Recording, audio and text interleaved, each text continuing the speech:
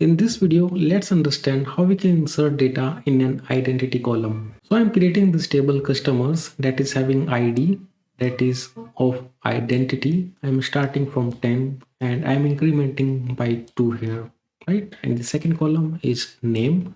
Let's create this table. Let's insert data. So I'm inserting data in my customers table.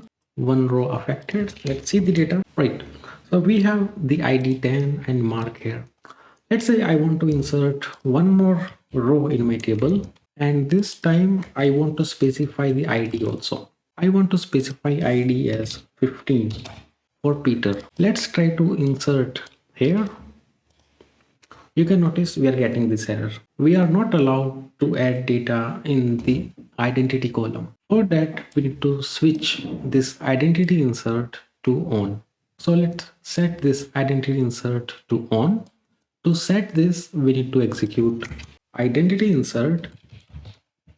Then we need to specify on which table we want to switch it on. I want to switch it on customers table. So let's say dbo.customers, and I want to set the value to on. Okay, let's execute this. And again, let's try to insert this row. Okay, again, we are getting the error.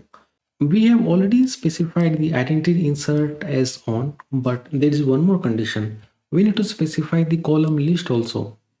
So guys, whenever you are trying to insert data for an identity column, there are two conditions. First, you need to specify the column list, and you need to specify identity insert as on.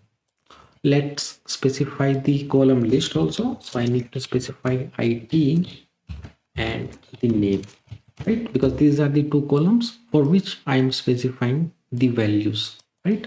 Let's try to execute this query again. Data has been inserted this time. Now let's see the data. We have the Peter, and this time we are able to give our own custom ID instead of generating it automatically. So we have the ID as 15 for Peter. Now let's try to add one more row. And this time, let's say I want to add Sarah. Let's execute this and see we are again getting the error. Because we have set the identity insert to on, we have to switch it off so that SQL Server can generate the ID values and insert them, right? So let's switch it off again. And now again try to insert Sarah. Data has been inserted. Check the data. Now you see Sarah has been inserted and the ID that is assigned to Sarah is 17 because last ID was 15 and the increment that we have specified is 2. That's why ID 17 is assigned to Sarah. That's it for this video. In this video, we have seen how we can manually insert data in an identity column.